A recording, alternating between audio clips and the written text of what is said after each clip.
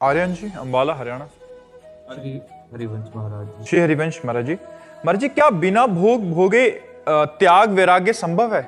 क्यों नहीं? क्या भोग भोगने से त्याग वैराग्य संभव है? संसार भोग ही भोग रहा है, त्यागी वैरागी हो जाता है? भोग भोगने से आग में घी डालने जैसा है।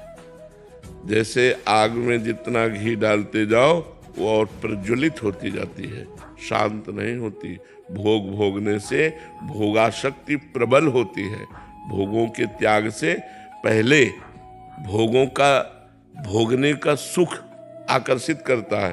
वो भोगों का त्याग कर दिया तो फिर वैराग्य हो जाता है। वैराग्य से भोगों के सुख का नाश हो जाता है, फिर उपरति हो जाती है, भोगों की स्मृति का भी नाश हो जाता है। ये थोड़ी कि भोग भोगने से भोगाशक्ति नष्ट हो जाती है। भोग भोगने से भोगाशक्ति प्रबल होती है। कोई एक हमें उदाहरण बताओ जो भोग से योग को प्राप्त हुआ हो।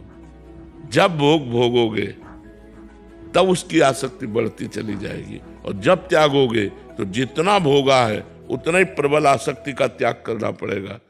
और जो बाल्यावस्था से भोगों का स्पर्श ही नहीं किए, उनके स्फुरणा होती शांत हो जाती, क्योंकि भोगानुभूति नहीं है। भोगों का त्याग है। जो आकर्षण में भजन के बल से नष्ट हो जाता है, वो भगवान को प्राप्त हो जाते हैं। जो गृहस्थ से निकलते हैं उनको बहुत समय लगता है और फिर लड़खड़ा कर उसी में गिर जाते हैं, क्योंकि वो आसक्ति है, उसका स्वाद लिया है, और जहां उसका संयोग आया तो उसके में फिर फिसल गया। तो इसलिए भोग करके और भोगाशक्ति प्रबल, जैसे सब गृहस्थी में ही है। अभी तो आप नए बच्चे हो, जितने गृहस्थी में सब शांताकारम होते, क्योंकि भोग ही भोग रहे। लेकिन उल्टा है, जो भोग के त्यागी है वो शांत है। त्यागात् शांतिरनंतरम, भगवान ने कहा त्याग से, भोगों के त्याग से शांति प्राप्त होती है, भोग भोगने से थोड़ी होती है। पर भोग का त्याग करना कोई खिलवाड़ नहीं है। भोग का आकर्षण जब होता है, उसको ना भोगो तो हृदय जलता है, मन जलाता है, और उस जलन को जो सह गया वही महात्मा। यम ही न व्यथ्यते पुरुषम पुरुषर्षभ सम दुखा सुखाधीरम स्वमृतत्वाय कल्पते। जो भोगों को ना भोगने से हृदय में जलन होती है, उस जलन की व्यथा को जो सह गया वही परम पद का अधिकारी हो जाता है। यम ही न व्यथ्यन्ते, जो व्यथित नहीं होता। यम ही न व्यथ्यन्ते ते पुरुषम पुरुषर्षभ, हे पुरुषों में श्रेष्ठ अर्जुन, जो भोगों के त्याग की व्यथा से या द्वंद्वों की व्यथा से व्यथित नहीं होता, सुख दुख को समान समझने वाला, वही महान परम पद अमृत पद का अधिकारी होता है।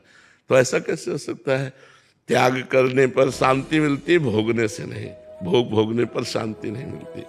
महाराज ययाति ने अपने तो आयु भोगी ही, लेकिन तृप्ति नहीं हुई, तो अपने 4 पुत्रों में से एक पुत्र की आयु ली और 1000 वर्ष तक अपने पुत्र की जवानी भोगी, लेकिन फिर भी वही तृप्ति।